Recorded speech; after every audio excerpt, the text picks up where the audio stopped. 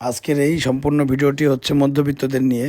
যারা মধ্যবিত্ত জীবনযাপন করেন তারা চাইলেই অতিরিক্ত খরচ করতে পারেন না বা অতিরিক্ত ইনকামের কোনো সুযোগ নেই। এখন মূল ভিডিওতে চলে যাই। আমরা যাচ্ছি পাড়াগ্রাম হাটে একটি গরু কেনার উদ্দেশ্যে। সাথে ছিল আমার 2 মামা শ্বশুর। এই যে ব্যাগের মধ্যে টাকা দেখতেছেন, আমি দেখাচ্ছি। আশেপাশের ভিডিও করতেছিলাম আর মামা শ্বশুরকে বলছিলাম আমার ইউটিউব পেজে এই ভিডিওটা শেয়ার করব যেন সবাই দেখতে পারে। প্রচণ্ড বাতাস আসতেছিল, চোখে ধুলা ঢুকতেছিল। মামা অনেক জোরে বাইক চালাচ্ছিল আর বলতেছিল যে আমরা বেশ কয়েকটা গরু দেখে পরে সিদ্ধান্ত নিব কোন গরুটা কেনা যায়। দালালদের চক্করে পড়লে সমস্যা আছে। যাই হোক, হাটে তো দালালরা এরকমই করে। আমরা প্রায় হাটের অনেকটা কাছাকাছি চলে আসছি। কিছুক্ষণ সময়ের মধ্যেই আমরা হাটে পৌঁছে যাব। আশেপাশে তাকিয়ে দেখতেছি যতটা না গরু তার চেয়ে বেশি দালাল ও ব্যাপারীরা। তবে দালালের সংখ্যাই বেশি। ক্রেতারা সবাই সাবধান থাকবেন। গরু কেনার সময় আশেপাশে দালাল থাকলে সেসব গরুর দালাল সরে যাওয়ার পরে আপনারা দাম জিজ্ঞাসা করবেন, নয়তো দামাদামি নিয়ে আপনারা বিভ্রান্তিতে পড়বেন। এই যে মামা শ্বশুর আপনাদেরকে হাই জানাচ্ছে। আমরা একটা ব্যাপারীর সাথে কথা বলতেছি গরু কেনাকাটার ব্যাপারে। গরুটা, এই যে লাল গরুটা দেখতেছেন, এটা কেনার প্রক্রিয়া চলতেছে। ব্যাপারীকে 1,20,000 টাকা দেওয়া হয়েছে। ওই যে মাথায় গামছা পরা এই মুরব্বী বলতেছে যে 1,20,000 টাকা দিয়ে তো তোমার লাভ হবে, কিন্তু গরুর ব্যাপারী দিতে যাচ্ছে না। এখন দালাল বলতেছে দিবা না কেন মিয়া, তোমার তো এখানে লাভ হবে। তো আরও 2,000 দিলাম। এভাবে 1,24,000 টাকা দেওয়া হয়েছে। এই যে গরুর কিনতে আসার পরে এই দালালদের সাথে থেকে যে একটা অভিজ্ঞতা হলো সেটাই শেয়ার করতেছিলাম। এবার টাকা গুনতেছে, সে মাথা নাড়তেছে যে আমার খুব একটা লাভ হয় নাই, খুব একটা লাভ হয় নাই। অবশ্যই লাভ হয়েছে, লাভ না হলে কি সে গরুটা দিত নাকি আমাদেরকে? এদের যতই দিবেন না কেন এদের মন ভরাতে পারবেন না। যাক, আমাদের গরু কেনার পর্ব প্রায় শেষ। এখন আমরা হাট থেকে গরু নিয়ে বের হয়ে যাচ্ছি।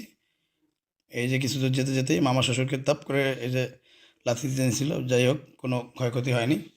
5 খালা শাশুড়ি, মামা শ্বশুর আরও কয়েকজন মিলে প্রায় 16 ভাগে আমরা ওই 1 বছর টাকা জমিয়েছে। এক রোজার ঈদ থেকে আরেক রোজার ঈদ পর্যন্ত এভাবে লটারির মাধ্যমে এই গরু কিনে এনে কেটে আমরা সবাই ভাগে ভাগে যার যার ভাগ 2 নাম 3 নাম যার যেভাবে নাম আছে সেভাবে সবাই ভাগ করে নেবে। এখন আমরা এই ট্রলার ঘাট দিয়ে ট্রলারে করে গরু পার করে দিব। যে আমার খালো শ্বশুর এপার ঘাট থেকে গরু রিসিভ করছে। এখন আমরা বাসার দিকে নিয়ে আসতেছি। সে আসতে যাচ্ছে না।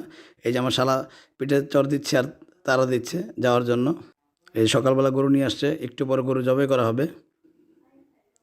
গরু আসতে যাচ্ছে না, গরুকে তারা দিচ্ছি। চলে আসছে গরু বাড়ির ভিতরে। এটা আমার শ্বশুর বাড়ির উঠান। আমি আর শালাবাবু মিলে গরুটা গাছের সাথে বেঁধে ফেললাম। মাছি ভনভন করতেছিল, তাই ও শিং দিয়ে মাছিগুলোকে তাড়াচ্ছিল। গরুটা যতটা বড় তা বোঝানোর জন্য কালারটা খুব সুন্দর। চতুর্পাশ থেকে আমি ভিডিও করতেছিলাম। দেখেন খুব সুন্দর লাগতেছে গ্যাস। নানা যে কী সুন্দর করে গরু বাঁধতেছে, কিন্তু সে যে গরু বাঁধতে জানে না তার জীবনে বুঝতে পারি নাই। দেখেন লাথি খেলো, এটা কোনো কথা? যাই হোক, আপনারা মন খারাপ করবেন না, কমেন্টস বক্সে জানাবেন। উনি গরু বাঁধতে ঠিকমতো পারে নাই, তারপরে বাঁধতে গেছিলো, এবার লাথি খেয়েছে। এখন এই যে দেখেন গরু বাঁধা শেষ, এখন গরু জবাই করা শেষ, ছেলাও পর্ব শেষ। আমি এই যে মাংসর রানটা নিয়ে যাচ্ছি, পাটিতে রাখবো এখন। এদিক দিয়ে আমার শালা শালিরা গ্রাম খেলতেছিল ঘরের মধ্যে, সময় কাটাতেছিল। এই দিকে কোটাকাটির কাজ চলতেছে। ছোট খালু আর ছোট মামা বসে মাপজোপ করতেছিল গোস্তর, যে কে কী পরিমাণ পাবে, কয়জন অংশীদার আছেন সবাইকে ভাগ করে দেওয়ার জন্য। আমাদের সব কাজ শেষ প্রায়, এখন ভাগাভাগি হচ্ছে। আজকের মতো এখানে সমাপ্তি। ভালো থাকবেন সবাই, আল্লাহ হাফেজ, বাই বাই।